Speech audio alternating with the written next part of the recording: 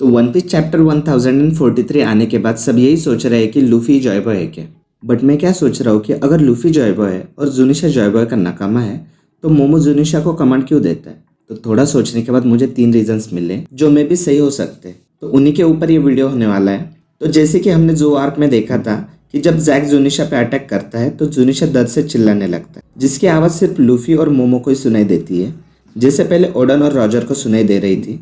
अब हमें पता है कि इन दोनों के पास ही वॉइस ऑफ ऑल थिंग्स की पावर है एंड इसलिए इन्हें जुनिशा की आवाज़ सुनाई देती है। एंड लेटेस्ट चैप्टर से ये दिख रहा है कि लूफी जॉय बॉय एंड अगर जुनिशा जॉय बॉय का नकामा है तो वो मोमो से ऑर्डर्स क्यों मांगता है एंड लूफी से क्यों नहीं। तो इसका फर्स्ट रीज़न ये हो सकता है कि जुनिशा ही प्लूटन है एंड मोमो उसकी की और समथिंग लाइक दैट जो उसे कंट्रोल कर सकता है। अब आई नो आप कहोगे कि प्लूटन तो एक शिप है, हाँ, बट जुनिशा भी एक शिप जैसे ही वर्क कर रहा है एंड क्या पता वही प्लूटन भी हो।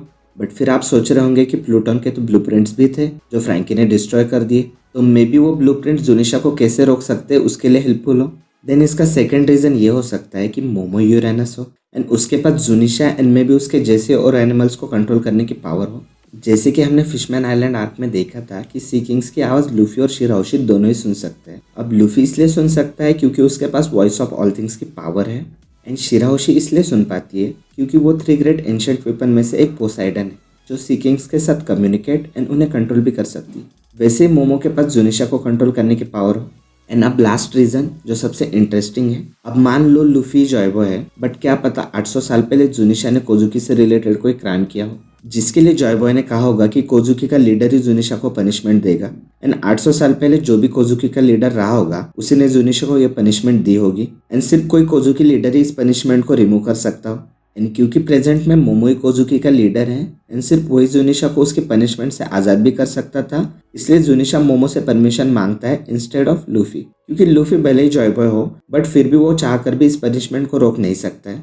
एंड मे बी अब आप सोच रहे होंगे कि ओडन या उससे पहले भी कोई कोजुकी लीडर आया होगा तो वो भी तो इस पनिशमेंट को हटा सकते थे ना। हाँ, ये हो सकता था, बट देखो फर्स्ट ऑफ ऑल तो जुनिशा को पनिशमेंट से कोई प्रॉब्लम नहीं है।